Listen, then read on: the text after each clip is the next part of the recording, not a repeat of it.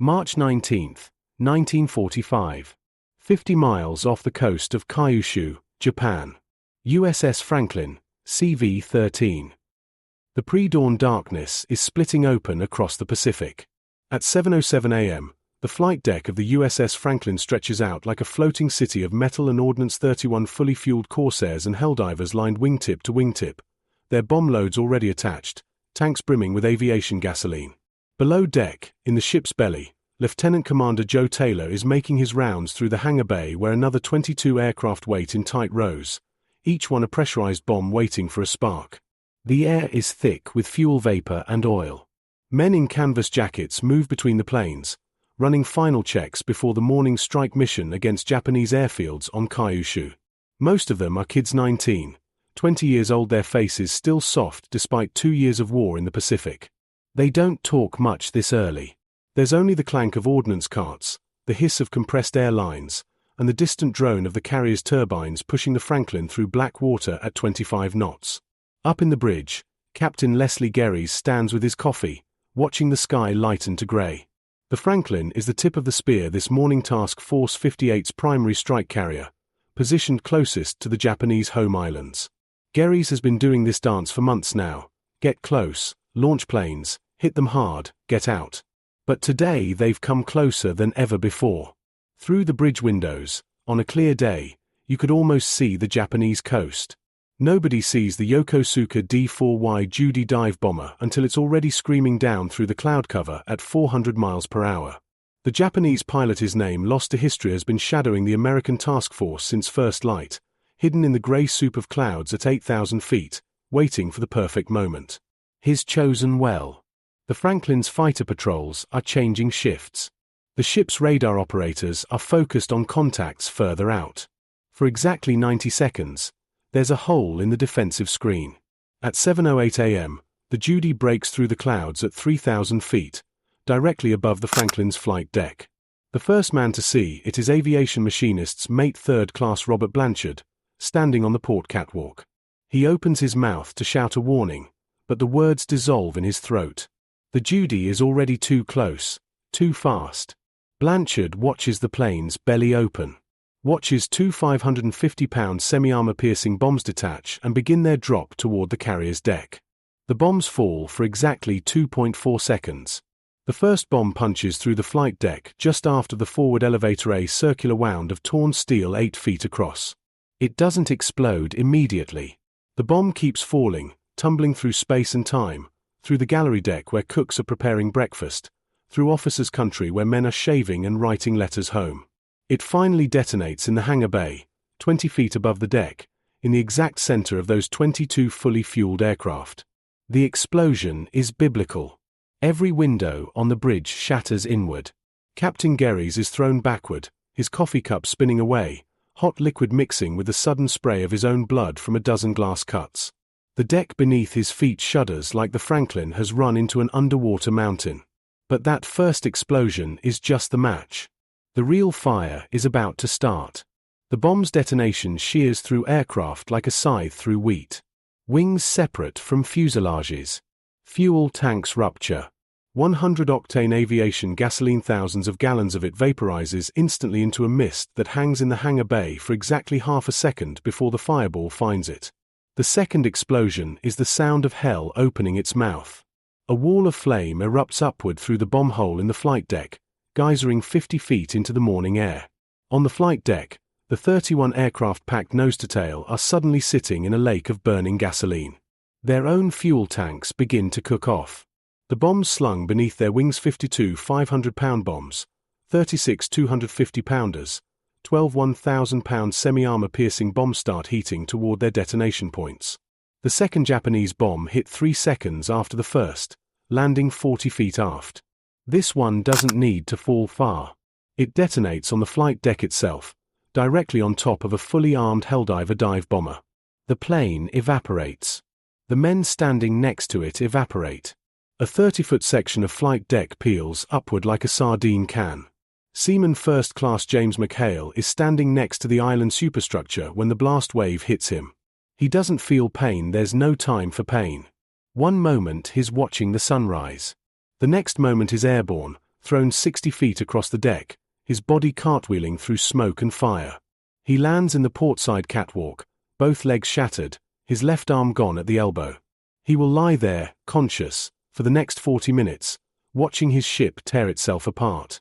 The bombs on the flight deck are cooking off now, not all at once, but in a rolling sequence, each explosion triggering the next like dominoes made of high explosives.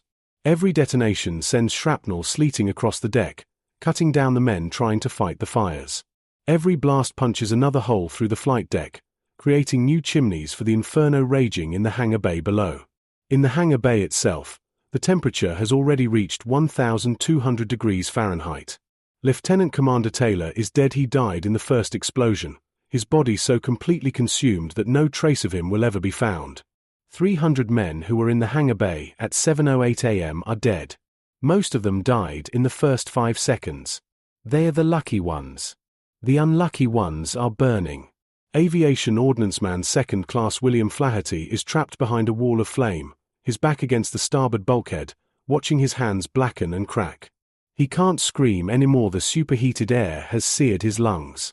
He sees other men, silhouettes in the fire, moving in slow motion, their clothes burned away, their skin sloughing off in sheets.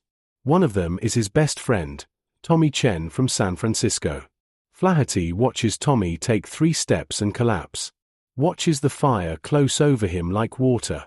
On the flight deck, Commander Joseph O'Callaghan, the ship's Catholic chaplain, is running through the flames. He's already been hit by shrapnel twice, blood soaking through his uniform, but his mind has gone somewhere else entirely. He's pulling wounded men from the fire, dragging them toward the edges of the deck, toward the catwalks, toward any space not currently burning. He drags 7 men to safety before an ammunition magazine detonates beneath his feet and the deck beneath him opens up. O'Callaghan falls 15 feet into darkness and smoke. He lands on a pile of something soft that used to be men. He climbs out, finds a different route up, goes back for more. Below decks, in the engineering spaces deep in the ship's belly, the men feel the explosions as hammer blows against the hull. Chief Machinist's mate Donald Gary doesn't know what's happening up top, but he knows it's bad. The Franklin is listing 4 degrees to starboard. He can feel it in his feet, in the angle of the deck. Damage control reports are screaming over the intercom, but they make no sense. Fire in the hangar bay. Fire on the flight deck. Fire in the galley. Fire in officers' country. Fire everywhere. Gary realizes with perfect clarity that his ship is dying. Up on the bridge, Captain Gehres is trying to regain control. Blood is streaming down his face from a scalp wound, mixing with sweat and soot. His first officer is dead, killed by the second bomb. His navigation officer is dead. His communication officer is missing both legs and sitting in shock against the bulkhead, mumbling something about his mother. Hard left rudder, Gehres orders, his voice steady despite everything. Get us away from the task force before we blow. The helmsman, a kid named Peterson, 19 years old, from Iowa, spins the wheel. The Franklin begins its turn, heeling over, and that's when the ship decides to truly die. The starboard aviation gasoline tank ruptures. 40,000 gallons of 100-octane fuel floods into the hangar bay. The fire finds it instantly. The explosion blows out the starboard side of the ship, a burst of flame and steel fragments that screams across the water. Men on the neighboring carrier USS Bunker Hill, 2 miles away, feel the heat on their faces. The Franklin's magazines are starting to cook off now, not the big ones, not yet, but the smaller ready ammunition lockers scattered throughout the ship. 20mm rounds are cooking off like firecrackers, thousands of them, spraying shrapnel in every direction. 40mm shells are punching through bulkheads, decapitating men who thought they were safe behind steel walls. The 5-inch shells in the forward magazine are starting to heat up, each one inching closer to detonation temperature. If those go, the Franklin will snap in half. On the flight deck, the armored plates are glowing red hot. Men trying to fight the fires have to stand on the bodies of the dead to avoid burning their feet through their boots. The fire hoses have melted. The fire extinguishers are empty or exploded. The firefighting foam system is offline. Power to that section is gone. Ensign Robert Wassman is in command of a firefighting team that no longer exists. All 12 of his men are dead. He's standing alone on the deck, holding an empty fire axe, watching a 1,000-pound bomb cook in the flames 30 feet away. He can see the casing starting to swell, the metal turning from gray to red to white. He has perhaps 20 seconds before it detonates. Wasman does the only thing that makes sense. He walks toward the bomb. He doesn't run. Running will do nothing. He walks, deliberately, his boots crunching on shrapnel and brass shell casings and things he doesn't look down to identify. He reaches the bomb, which is now radiating heat like a furnace. He wraps his arms around the casing, feeling his palms immediately blister and blacken, and he shoves. The bomb, weighing 1,000 pounds, doesn't move. Wasman shoves again, screaming now, his hands fusing to the metal casing. The bomb shifts. Rolls. Wasman falls with it, riding it like a log, still pushing, still screaming, as it rolls toward the edge of the deck. Toward the hole in the side of the ship. Toward the ocean. The bomb and Wasman go over the edge together. Wasman lets go at the last second, catching the edge of the flight deck with his ruined hands. He watches the bomb tumble down into the water. It detonates 3 seconds later, the explosion lifting the Franklin's stern 2 feet out of the water. Wasman pulls himself back onto the deck. Looks at his hands, which no longer look like hands. Decides that hands are not important right now. Goes to find another bomb to push. By 7:13:22 minutes into the disaster, the Franklin has become a floating crematorium. The hangar bay is entirely engulfed.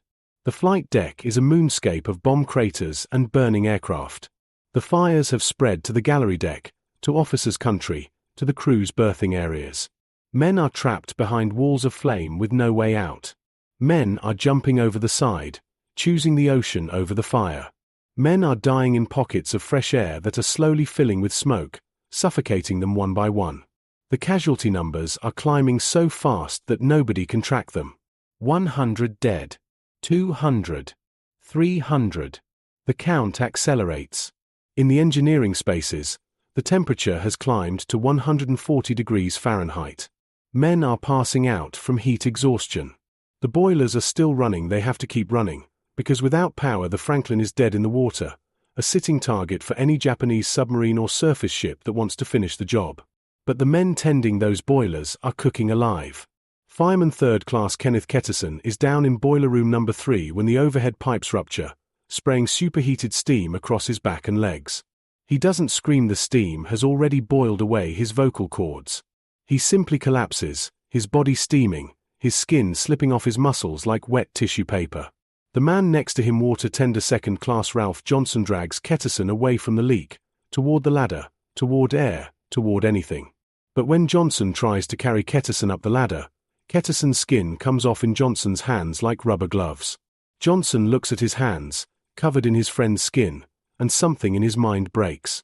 He sits down at the base of the ladder and doesn't move for the next hour. Up on the bridge, Captain Gehres is making the hardest calculation of his life. The Franklin is 50 miles from Japan, 300 miles from the nearest American base. The fires are out of control. The list is now at 13 degrees. 800 men, more than half his crew, are either dead or wounded. The magazines are cooking. The ship is doomed. He reaches for the microphone to give the order to abandon ship.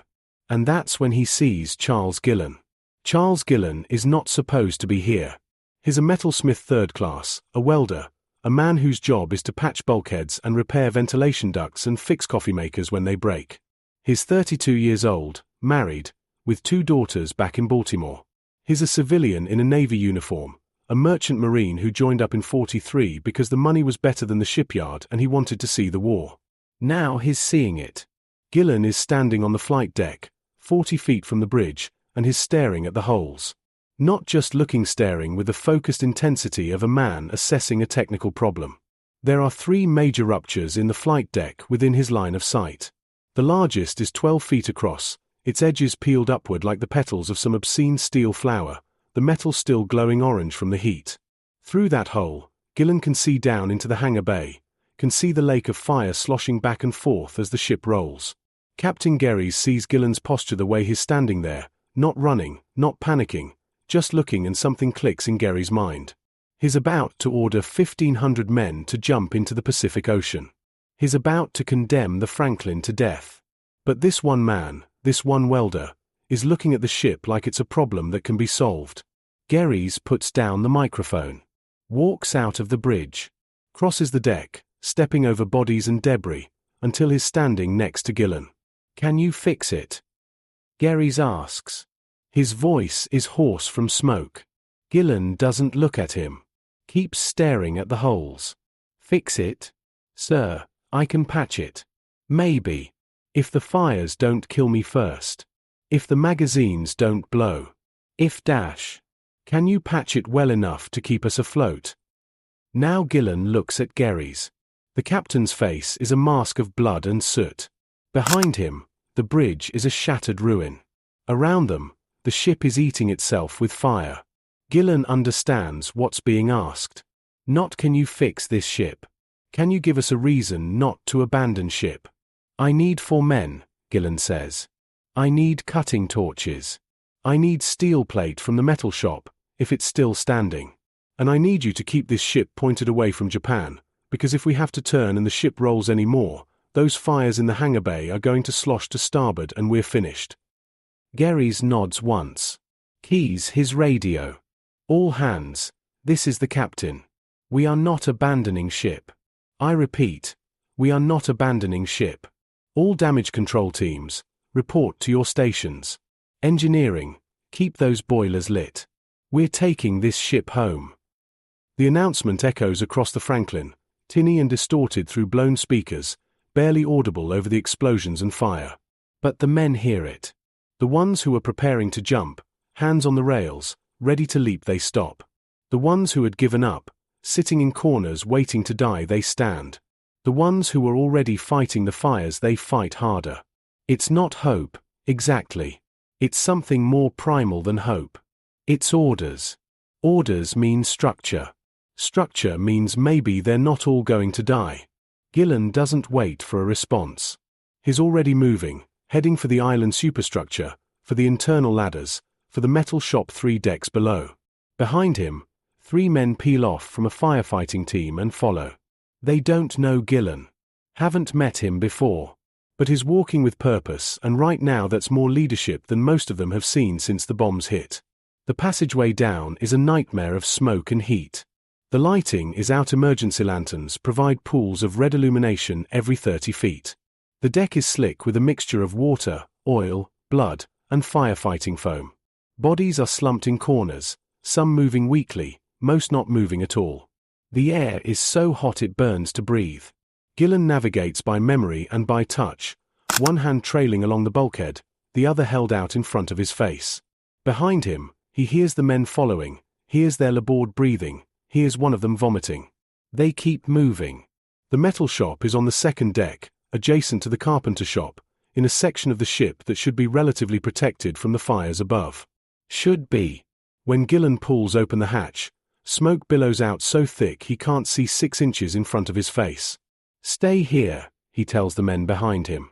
Then he drops to his knees where the air is clearer and crawls inside. The shop is intact mostly. A fire has started in the corner where lubricating oil has been stored, but it's a manageable fire, the kind you can fight. More importantly, the equipment is still here. The welding rig. The cutting torches. The metal stock sheets of 1/2-inch steel plates stacked against the far wall. Gillan stands up, grabs a fire extinguisher off the wall, and empties it into the oil fire. The flames die. He's working in almost total darkness now, but his hands know this space. He's spent 6 months on the Franklin, 6 months in this shop, fixing 100 small breaks and tears. He knows where everything is. He drags the welding rig to the hatch. Drags 2 sheets of steel plate. Finds the cutting torch, checks the tanks half full, enough for maybe an hour of work if he's careful. He hands equipment through the hatch to the waiting men, then crawls back out himself. One of the Mengolans sees his name stenciled on his uniform. Martinez is staring at the steel plates. These weigh 200 pounds each. How are we getting them up to the flight deck? Very carefully, Gillan says. He picks up one end of a plate. Martinez takes the other end. They start climbing. It takes them 23 minutes to get the first plate up to the flight deck. 23 minutes of hauling 200 pounds of steel up 4 decks of ladders, through smoke and heat, stepping over bodies, navigating around fires. By the time they reach the top, Gillan's hands are bleeding through his gloves and Martinez is hyperventilating. They make the trip 3 more times. For plates, total 800 pounds of steel. On the third trip, one of the other men, a kid named Collins who looks about 17, simply collapses on the second deck landing, his eyes rolled back in his head. They leave him there. Can't spare the manpower to carry him down. He'll either wake up or he won't. By 8:15 a.m., Gillan has his materials on the flight deck. He has his equipment. Now he has to do the impossible part: weld steel plates over holes in a flight deck that's currently on fire while explosions continue to rock the ship. He drags the first plate to the largest hole, the 12-footer. The edges of the hole are still radiating heat. The metal glows dull red. 20 feet away, an aircraft is burning, its ammunition cooking off, bullets snapping through the air like angry hornets. Gillan lies down on his stomach at the edge of the hole and looks down into hell. The hangar bay below is a sea of fire. He can see men moving down, their black silhouettes against orange flame, but he can't tell if they're fighting the fire or if they're men who are on fire themselves. The heat coming up through the hole is so intense it's blistering the skin on his face. He pulls back, sits up, looks at Martinez. "I need you to hold the plate in position while I weld. The second it's stable, you run. Understand?" Martinez nods. He understands. He understands that what Gillan is asking him to do is potentially suicidal. He takes his position anyway. They drag the steel plate over the hole. It doesn't fit perfectly, the edges of the hole are irregular, torn by the bomb blast. But it covers most of it, and right now most is good enough. Gillan fires up the cutting torch first, trimming the plate edges, making it fit better. Sparks shower down into the hangar bay. One of the burning men below looks up at the sparks, reaches up toward them like they're snowflakes, then falls. Gillan doesn't watch. Can't watch. He switches to the welding rig, strikes an arc, and starts laying bead. The weld is ugly, hasty, incomplete, full of slag and spatter. In any other context, in any other situation, Gillan would be embarrassed by the quality of his work. Here, now, it's beautiful. The bead slowly creeps around the edge of the plate, fusing it to the torn deck. In. Foot by foot. An explosion goes off 50 feet away. Shrapnel peppers Gillan's back, small fragments, non-penetrating, but each impact is like being hit with a ball-peen hammer. He keeps welding. His vision is narrowing, the world shrinking to just the pool of molten metal in front of his face, the arc, the bead. Nothing else matters. Martinez is holding the far edge of the plate, keeping it pressed down against the deck, but the heat is conducting through the steel. Gillan can smell Martinez's gloves burning. Can hear him grunting with pain. 30 more seconds, Gillan shouts. Hold it 30 more seconds. Martinez holds it 45 seconds, until the weld is complete, until the plate is secured. Then he staggers back, peeling off his gloves, revealing hands covered in second-degree burns. He doesn't scream. Doesn't complain. Just looks at his hands with a kind of detached curiosity, then picks up a fire extinguisher with his ruined hands and goes to fight a fire. Gillan moves to the second hole. This one is smaller, 8 feet across, but it's in a worse location, right next to a pile of unexploded ordnance. 6 500-pound bombs, stacked like cordwood, their casings already hot to the touch. If they cook off while he's welding, he doesn't think about it. Thinking about it is paralysis. He drags the second plate into position, fires up the torch, starts cutting and welding. The Franklin is listing harder, now 16 degrees to starboard. Gillan is working at an angle, his body twisted, the welding arc threatening to go out with each roll of the ship. Molten slag runs down the slanted deck, pooling in corners, setting small fires. He welds through it. On the bridge, Captain Gehres is holding the ship together through pure force of will. The steering is sluggish, hydraulics are damaged somewhere in the system. The engines are running at half power, the boilers are starved for water because the fire mains are ruptured and the pumps are working against a losing game. The Franklin is making maybe 5 knots through the water, barely enough for steerage, not nearly enough to outrun a determined enemy. And the enemy is coming. Combat Air Patrol reports contact. 6 Japanese aircraft inbound, 30 miles out. Probably more Judys, probably loaded with bombs, coming to finish what their compatriots started.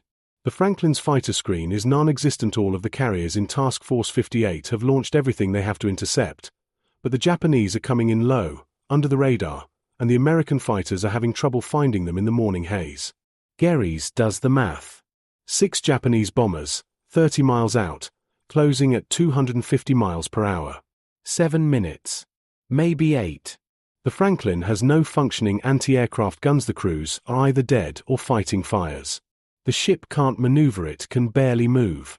There are crippled targets sitting in the water waiting to be finished off. Radio cruiser Santa Fe, Gehres orders. Tell them we need close anti-aircraft support immediately. The Santa Fe light cruiser that's been shadowing the task force acknowledges and changes course, pushing her engines to flank speed, racing toward the Franklin. But she's 12 miles away. The Japanese are 7 minutes out. It's going to be close. Down on the flight deck, Gillan has finished the second patch. His face is so burned that the skin is starting to slough off. His eyes are nearly swollen shut from the heat. His hands are shaking so badly he can barely grip the torch. He's been welding for 37 minutes straight in conditions that would have killed most men in 5. He moves to the third hole. This one is different. This one isn't in the flight deck, it's in the side of the island superstructure.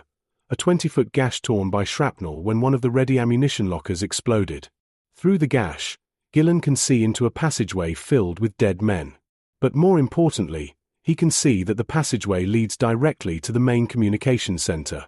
If fire gets into that space, the Franklin loses all ability to coordinate with the task force, loses all ability to call for help.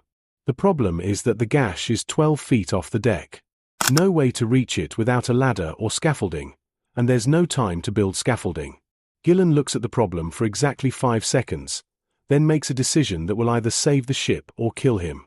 He ties a rope around his waist, ties the other end to a deck cleat, takes the welding rig and the cutting torch and hangs them from his belt, climbs up the side of the island superstructure using torn metal as handholds, his boots finding purchase on rivets and projections, climbing like he's scaling a rock face in hell. He reaches the gash. Hangs there with one hand, 15 feet above the deck, his feet braced against the superstructure. Uses his free hand to work the torch. Starts cutting away the jagged edges of the gash, smoothing it out so he can fit a patch over it. Below him, one of the men, a ensign named Parker, is shouting something. Gillan can't hear over the roar of the torch. Parker keeps shouting, his voice getting more urgent. Finally Gillan shuts off the torch to see what the problem is. Bombers inbound. Parker is screaming, pointing at the sky. Japanese bombers. 3 minutes. Gillan looks at the patch. Looks at the gash. Looks at the sky. He can see them now, 6 dots in the distance, growing larger. 3 minutes. He needs at least 5 minutes to finish this patch. Maybe 6. He fires up the torch again. Keeps cutting. Parker stares at him for a moment, then runs. Finds cover. Gillan doesn't blame him. This is insane. This is suicidal. But if these bombers hit the Franklin with more bombs, if more holes open up in the hull, no amount of patching will save her. The only chance is to finish this patch before they arrive. Finish it and pray. The Santa Fe arrives at 8:23 a.m., sliding alongside the Franklin at flank speed, her 5-inch guns already tracking targets in the sky. Her crew can see the devastation on the Franklin's deck, the fires, the bodies, the explosions still going off. They can see Gillan hanging off the side of the island superstructure, welding, while Japanese bombers line up for their attack runs. The Santa Fe opens fire. Her 40mm guns join in. Then her 20mm guns. The sky fills with tracer fire and exploding shells.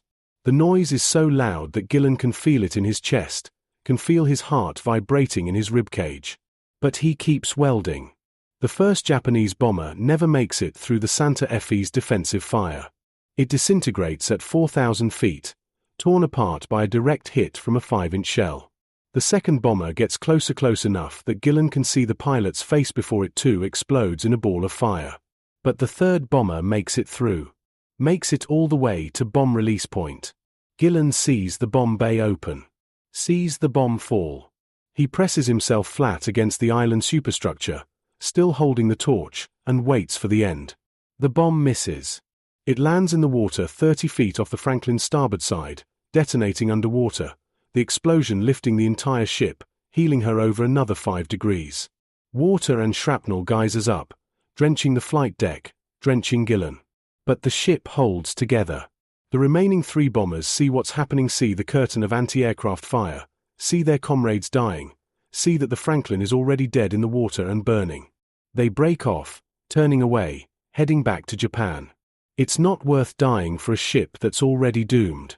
Except the Franklin isn't doomed. Not yet. Gillan finishes the patch at 8:31 a.m., 63 minutes after the first bomb hit. The gash is covered, sealed, welded shut. It's not pretty, but it'll hold. He rappels back down to the deck, lands hard, his legs nearly buckling. His hands are so burned he can't feel them anymore. His face is blistered and blackened. He's coughing up black phlegm that might be soot or might be pieces of his lungs. A corpsman runs over, tries to lead him away to the aid station. Gillan pushes him away. "Not done," he rasps. "2 more holes. Get me water. Get me back to work." The corpsman stares at him. "You're going to die if you keep this up." "We're all going to die if I don't." By 9 a.m., Charles Gillan has become a ghost walking through fire. His uniform is burned to his skin in patches. His hair is singed to stubble.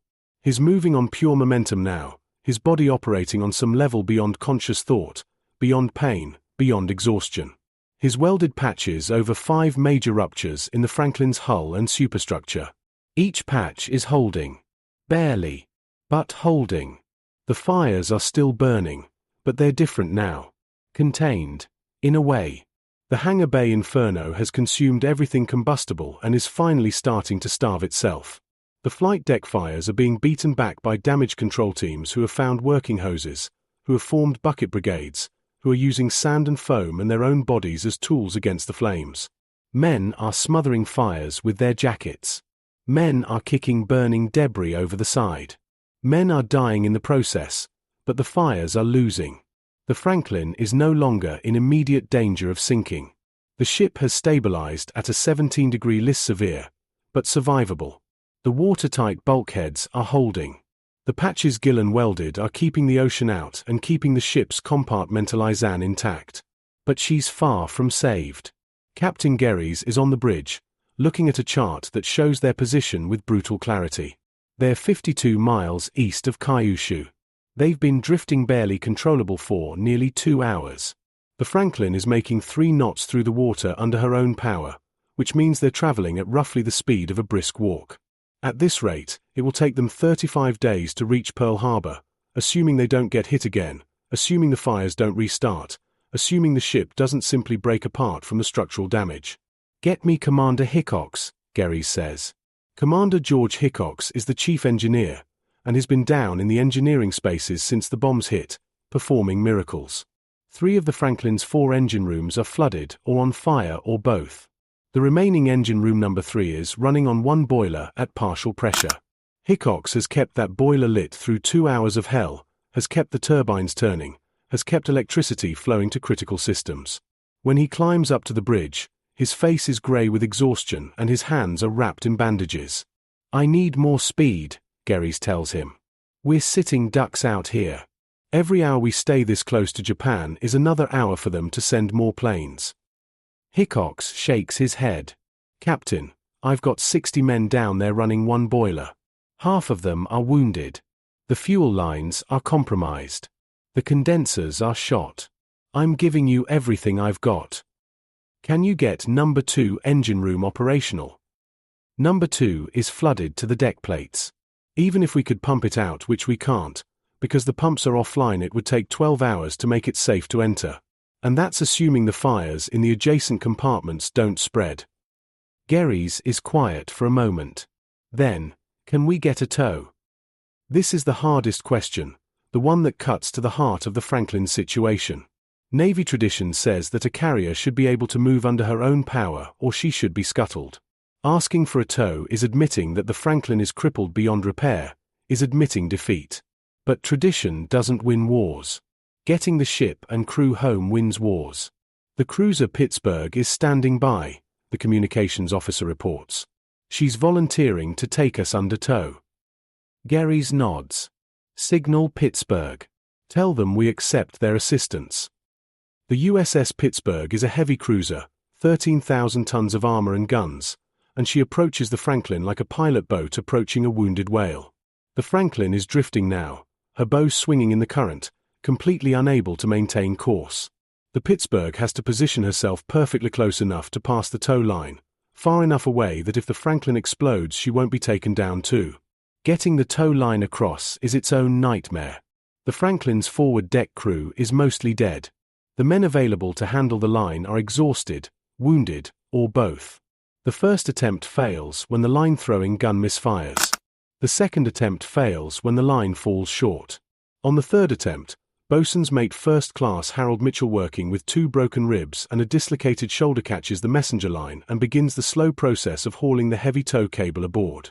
The cable is 3 inches thick, weighs several tons, and has to be manhandled across a deck slick with oil and blood. Mitchell leads a team of 12 men in this work, and they do it in 28 minutes, which is some kind of miracle. They secure the cable to the Franklin's anchor chain, the strongest attachment point on the bow, and signal Pittsburgh that they're ready. At 10:47 a.m., the Pittsburgh begins to tow. The Franklin lurches forward. The tow cable goes taut with a sound like a giant's guitar string being plucked. Water churns at the cruiser's stern as her engines strain against the dead weight of a 27,000-ton carrier. Slowly, painfully, the Franklin begins to move. 5 knots. 6 knots. The list makes her drag through the water at an angle, makes her pull to starboard, makes the Pittsburgh fight for every inch of progress. But they are moving. Moving away from Japan. Moving toward safety. Down below, in what remains of the crew's berthing areas, Pharmacist's Mate Second Class Lawrence Toole is performing surgery by flashlight. The sick bay is destroyed, burned out, flooded, inaccessible. Toole has set up a makeshift aid station in a berthing compartment that's relatively undamaged, and is working on his 23rd patient of the day. The patient is a kid named Danny Morrison, 18 years old, from Tennessee. Morrison took shrapnel in the abdomen when an ammunition locker exploded. Toole has him on a table made from 2 bunks pushed together, lit by 3 flashlights held by volunteers. Morrison's intestines are visible through the wound. The smell of perforated bowel is overwhelming in the confined space. Toole has no anesthetic. The morphine ran out 45 minutes ago. He has no plasma, it's all been used. He has a basic surgical kit, some sulfur powder, and a bottle of whiskey that someone found. He gives Morrison 3 belts of whiskey, waits 30 seconds, then starts repairing the damage. Morrison screams. Screams and screams and screams. The men holding the flashlights are crying, but they keep the lights steady. Toole's hands don't shake. He's done this 7 times already today. He's going to do it 12 more times before the day is over. He works quickly, efficiently, closing perforations, removing shrapnel, packing the wound with sulfur. When he's done, Morrison is still alive. Probably won't stay that way. Peritonitis is almost certain without proper antibiotics, but he's alive right now, and right now is all that matters. Next, Toole says, not looking up. They bring him a man who's missing his left arm at the shoulder. Then a man whose face has been burned off. Then a man who's been impaled by a piece of flight deck. Patient after patient after patient. Toole works for 6 hours straight without a break, without food, without water. His hands are covered in other men's blood up to his elbows. His uniform is soaked through with sweat and blood and fluids he doesn't want to identify. He saves 40 men and loses 23. The ones he loses, he closes their eyes personally, then moves to the next table. Up on the flight deck, Chaplain O'Callaghan is still moving through the wreckage, giving last rites, offering comfort, organizing the living. He's been hit by shrapnel 7 times now. Each time, a corpsman tries to make him stop, tries to get him to the aid station. Each time, he refuses. There's a rosary in his hand, the beads clicking as he walks, his lips moving in constant prayer. He finds a pocket of men trapped beneath a collapsed aircraft crane. They've been there for 3 hours, slowly being crushed as the weight shifts. O'Callaghan organizes a rescue team, directs the placement of jacks and levers, talks the trapped men through their panic. It takes 90 minutes to free them. 3 are dead. 2 are alive. O'Callaghan gives the dead their last rites and helps carry the living to the aid station, then goes looking for the next crisis. He finds it in the forward magazine. The 5-inch shells are still cooking. They haven't exploded yet, but the temperature in the magazine is 190 degrees and climbing. If those shells detonate, they'll blow the bow off the Franklin. O'Callaghan understands this with perfect clarity. He climbs down into the magazine. The ladder is hot enough to burn through his gloves. The air is so superheated that breathing it feels like inhaling glass. At the bottom, he finds 6 men attempting to move the shells by hand, attempting to get them out of the magazine before they cook off. It's a chain gang operation past the shell, past the shell, past the shell. Each shell weighs 70 pounds. There are 400 shells in the magazine. O'Callaghan takes his place in the line. Starts passing shells. His hands are blistering. His lungs are seizing. He passes shells for 45 minutes, until the magazine is empty, until every shell is out on the deck where it can be thrown overboard if necessary. When he climbs back out of the magazine, he collapses. Just falls over, his body finally giving out. 2 sailors catch him, carry him to the aid station. He's unconscious for 20 minutes. When he wakes up, he tries to get up, tries to go back to work. They have to physically restrain him. "Father, you're done," a corpsman tells him. "You've done enough." O'Callaghan looks at him with eyes that have seen things no priest should see. "Have I?" he asks. Then he passes out again. By noon, the Franklin has traveled 19 miles from the point where she was hit. It's not much, it's barely anything, but it represents a fundamental shift in the ship's survival odds. Every mile takes them further from Japanese airfields, further from danger, closer to American air cover, closer to the possibility of survival. The fires in the hangar bay have finally died. Not because they were extinguished, they simply ran out of things to burn. The space is a charnel house. Bodies are fused to bulkheads. Bodies are reduced to ash and bone. Bodies are simply gone, vaporized by the heat. A damage control team enters the space wearing breathing apparatus and comes back out 5 minutes later, vomiting. "Sir," the team leader reports to Captain Gehres, "the hangar bay it's gone. Everything's gone. We're going to need to seal it completely, treat it as a lost compartment." Gehres makes the decision without hesitation. Seal it. Weld the access hatches shut. Nobody goes in there again until we reach port. They seal the hangar bay, turning it into a giant metal tomb. 724 men died in that space. Their bodies will stay there, sealed in the dark, for the duration of the voyage home. Charles Gillan has finished his welding work. He's sitting on the deck now, his back against a bulkhead, staring at nothing. Someone has given him water. He doesn't remember drinking it, but the canteen is empty in his lap. His hands are wrapped in bandages, but blood is seeping through.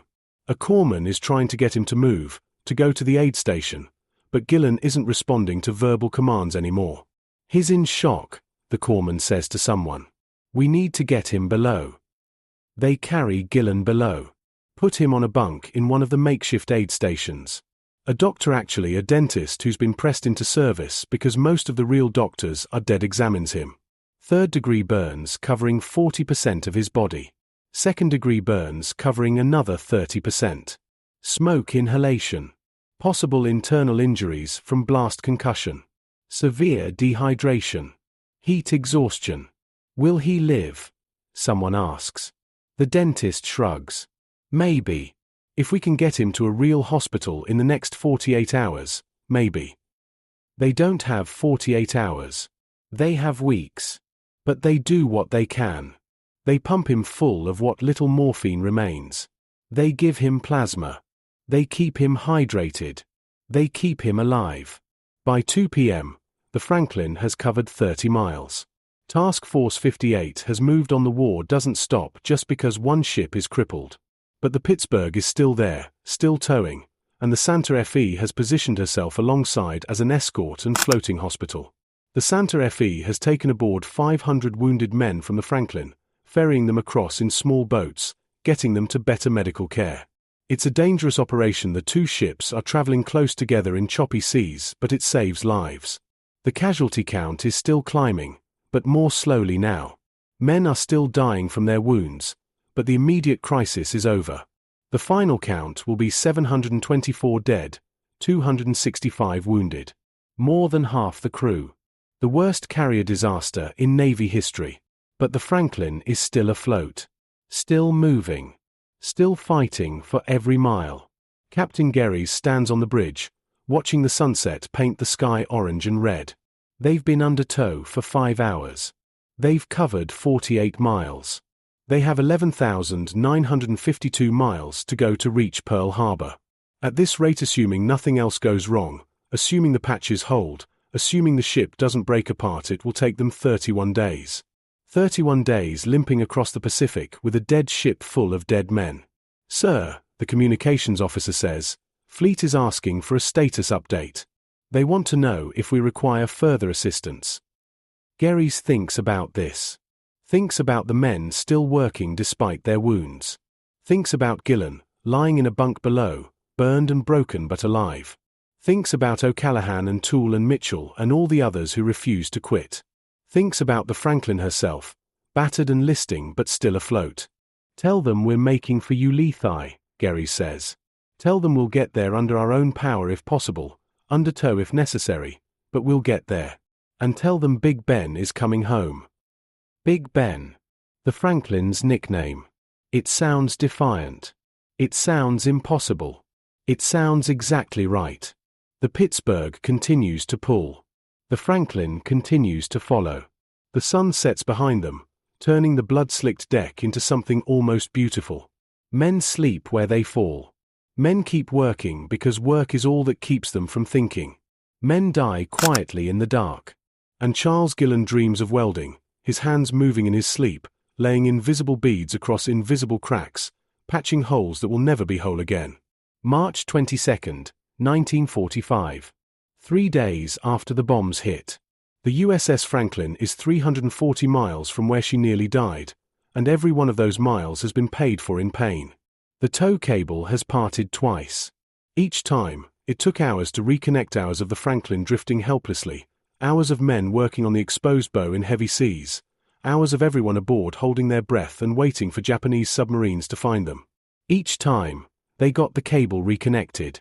Each time, they kept moving. The patches Charles Gillan welded are holding, but they're weeping. Salt water is seeping through microscopic cracks in the welds, trickling into compartments below, forcing the pumps to work constantly. The pumps are powered by the one functioning engine room, which is powered by the one functioning boiler, which is being maintained by men who are working 20-hour shifts because there's nobody left to replace them. Chief Machinist's mate Donald Gary has been awake for 72 hours straight. He's down in engineering room number 3, monitoring temperatures, adjusting valves, listening to the sounds the boiler makes and interpreting them like a doctor interpreting a heartbeat. The boiler is running at 60% capacity. Any higher and it might rupture. Any lower and the Franklin loses electrical power, loses the pumps, and begins her final slide beneath the waves. Gary's world has shrunk to this one room, this one boiler, this one purpose. He doesn't know what's happening on the deck above. Doesn't know how many men have died since he came down here. Doesn't know if they're winning or losing. He knows only that the boiler must keep burning, and so it does. On the flight deck, the wreckage has been pushed to the sides, creating narrow lanes of clear metal. The Franklin looks like a floating junkyard, twisted aircraft frames, charred equipment, debris piled in heaps. The bodies have been removed, sewn into canvas bags, and stored in the refrigerated compartments that used to hold food. There are so many bodies that they've run out of canvas. The later casualties are wrapped in sheets, in blankets, in whatever fabric can be found.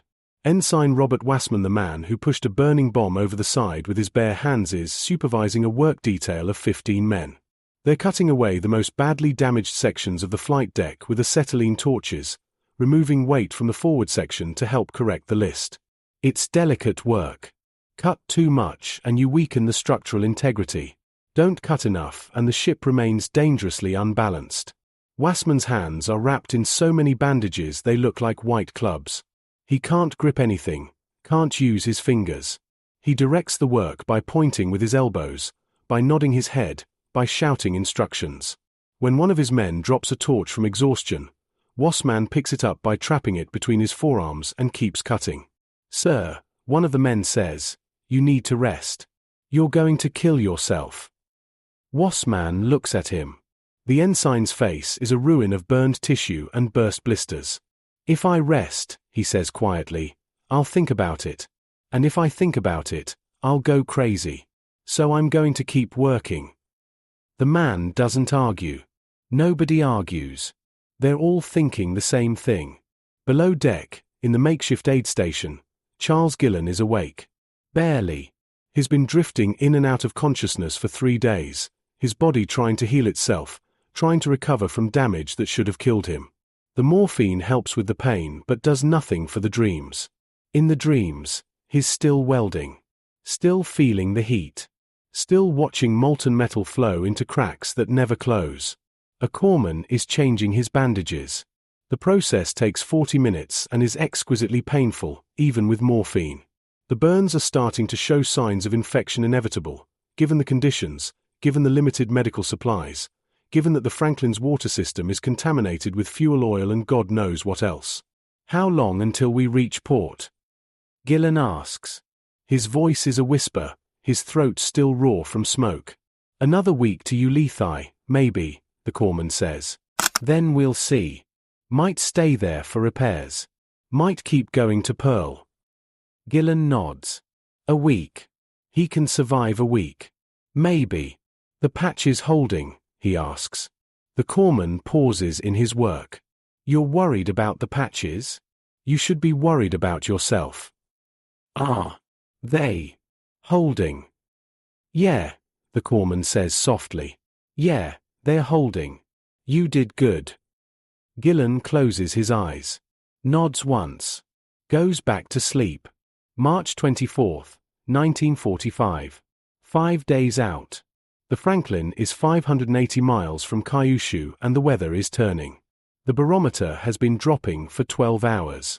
The sky is grey and getting darker. The seas are building 6-foot swells, then 8-foot, then 10. The Pittsburgh is having trouble maintaining the tow in the heavy weather. The Franklin, with her 17-degree list, is rolling violently, her damaged hull groaning with each swell. "We need to cut the tow cable," the Pittsburgh's captain radios. "If we keep pulling in these seas, we're going to tear your bow off." Captain Gehres makes another impossible decision. "Cut it," he orders. Then, to his engineering officer, "Tell Gary I need propulsion. Whatever he can give me." The message goes down to Engine Room 3. Gary receives it while lying on the deck plates, his ear pressed against the hull, listening to the sounds of stress and strain. He understands what's being asked. The boiler is already running at maximum safe capacity. To give more power means pushing it into the red, means risking an explosion, means gambling the entire ship on the strength of damaged metal and improvised repairs. Gary climbs to his feet. Looks at his men, 7 of them, down from the original 60, all of them exhausted beyond the point of exhaustion. "Gentlemen," he says, "we're about to do something incredibly stupid. I need you all to trust me, and I need you to be ready to run like hell if I give the word." He increases the fuel flow to the boiler. Watches the temperature gauge climb. 380 degrees. 390. 400. The metal casing of the boiler is starting to ping and crack with the heat. Steam pressure builds. The turbines begin to turn faster. On the bridge, the speed indicator ticks upward. 4 knots. 5 knots. 6 knots. 7 knots. "She's answering," the helmsman reports, surprise in his voice. "We have steerage." The Franklin is moving under her own power, driving through 10-foot seas with a 17-degree list and a hull that's held together by welds and prayers. It shouldn't be possible. The laws of physics and naval architecture say it shouldn't be possible. But the Franklin has stopped obeying laws. The storm hits at 1,400 hours. Rain in horizontal sheets. Wind at 40 knots. Visibility drops to 50 feet. The Franklin is driving through seas that are trying to roll her over, trying to snap her in half, trying to finish what the Japanese bombs started. Each wave that hits the starboard side pushes her further over. Each time, she rolls back, groaning, shedding water and debris. On the flight deck, everything not welded down is going over the side. Aircraft parts. Equipment. The piled wreckage that couldn't be secured. Men lash themselves to any fixed point they can find and hold on. One man nobody will ever know his name loses his grip and is washed over the side. He's gone in seconds, swallowed by grey water. The storm lasts 6 hours. 6 hours of the Franklin fighting for her life against an enemy that doesn't care about bombs or bullets or human courage. 6 hours of every man aboard wondering if this is how it ends, not in fire and explosion, but in cold water and darkness. At 2,000 hours, the storm passes. The Franklin is still afloat. Still moving. Still refusing to die. The cost: 3 more men lost overboard. 2 compartments flooded when a patch gave way. Gillan's patches held. It was another section of the hull that failed. The rudder is damage jammed at 5 degrees, giving the ship a permanent tendency to turn to port. But the Franklin is still alive. Chief Gary climbs out of engine room 3 for the first time in 5 days. He stands on the deck in the aftermath of the storm, breathing fresh air, feeling rain on his face. One of his men, water tender second class Ralph Johnson, who spent an hour sitting at the bottom of a ladder holding his friend Skin, comes and stands beside him. "We're going to make it, aren't we, Chief?" Johnson asks. Gary looks at the damaged ship, at the list that won't correct, at the smoke still rising from sealed compartments. He thinks about the 11,000 miles still to go. He thinks about the boiler running at pressure that should have ruptured it days ago. "Yeah," he says. "Yeah, we're going to make it." March 28, 1945. 9 days out. The Franklin limps into Ulithi Atoll under her own power, moving at 6 knots, trailing smoke, listing 17 degrees, looking like something that crawled out of a nightmare. The harbor falls silent as she enters. Ships that were going about their business stop. Men line the rails of cruisers and destroyers and supply ships, watching the Franklin pass. Nobody cheers. Nobody waves. They just watch, silent, because what they're seeing shouldn't exist. The Franklin should be on the bottom of the Pacific. Everyone knows this. The Franklin herself seems to know this. But she's here. Captain Gehres brings the ship alongside a tender. The anchor goes down. The engines finally stop. In engine room 3, the boiler continues to burn because nobody has told it to stop, because Chief Gary and his men are too exhausted to shut it down properly. It will burn for another 6 hours before they finally secure it. Charles Gillan is carried off the ship on a stretcher. He's conscious, barely, his eyes tracking across the flight deck one last time. He sees the patches he welded blackened, ugly, but intact. He sees the holes that aren't there anymore because he filled them. He sees the ship that should have sunk, floating. Did good, someone says. Might be a doctor. Might be God. Gillan's not sure anymore. Did what I could, Gillan whispers. Then, she made it. We made it. They transfer him to a hospital ship. The doctors there are amazed he's alive. 3rd-degree burns covering 40% of his body, untreated for 9 days, infected, ravaged. But he's alive. Against every reasonable medical expectation, Charles Gillan is alive. The Franklin stays at Ulithi for 3 weeks, receiving temporary repairs. The list is corrected to 7 degrees. They can't do better without a dry dock. The patches are reinforced. The boiler is serviced. The bodies in the refrigerated compartments are transferred to shore for burial. The ship is cleaned, as much as a ship can be cleaned when 700 men died inside it. Then she makes the final leg to Pearl Harbor. 4,200 miles. It takes her 16 days. She's escorted by 3 destroyers and a cruiser, because nobody trusts that she'll actually make it. But she makes it. April 28, 1945. The Franklin enters Pearl Harbor. 40 days since the bombs hit. 40 days of refusing to die. The harbor is lined with men. Thousands of them. They stand in silence as the Franklin passes, this ship that looks like it was built in hell, this ship that's held together by welds and willpower, this ship that carried its dead home across 12,000 miles of ocean. Captain Gehres is on the bridge, standing at attention. Behind him, his remaining crew 832 men out of the original 3,400 are lined up on what's left of the flight deck. They're in their dress uniforms, most of them. Some of them are in bandages. Some of them shouldn't be standing at all, but they're standing anyway because this is the moment, this is what they survived for. The Franklin docks. The engines shut down for the final time.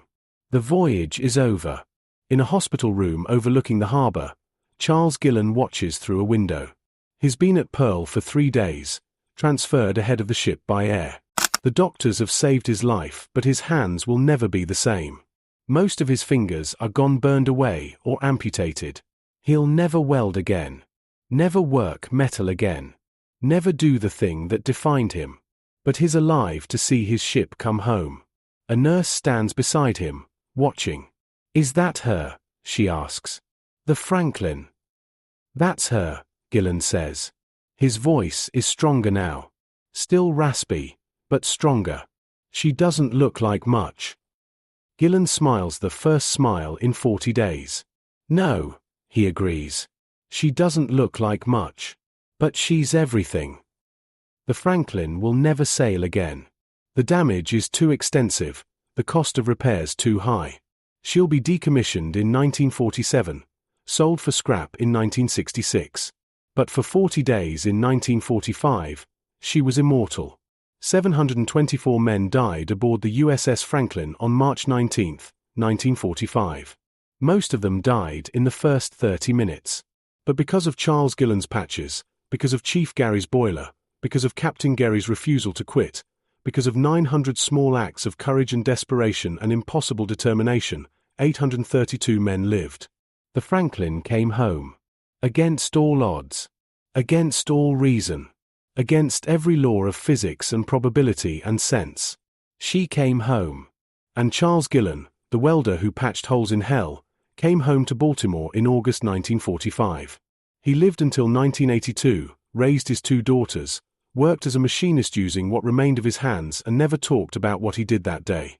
When pressed, when asked by reporters or historians or curious neighbors, he would say only, "I did my job. The ship did her job. We got home." In 1982, at Gillan's funeral, a retired Navy captain stood and told the assembled mourners, "You're burying a man who saved 832 lives with a welding torch and sheer stubbornness." He welded patches over massive holes while fires raged around him and bombs cooked off and the ship was dying. Those patches held for 12,000 miles. That's not just impossible. That's a miracle. One of Gillan's daughters, an engineer herself, following in her father's footsteps, stood at the grave and said, "Dad used to tell me, if something's broken, you fix it. You don't quit, you don't complain, you just fix it." That's what he did. He fixed the Franklin. And the Franklin brought everyone home. The USS Franklin received the Presidential Unit Citation.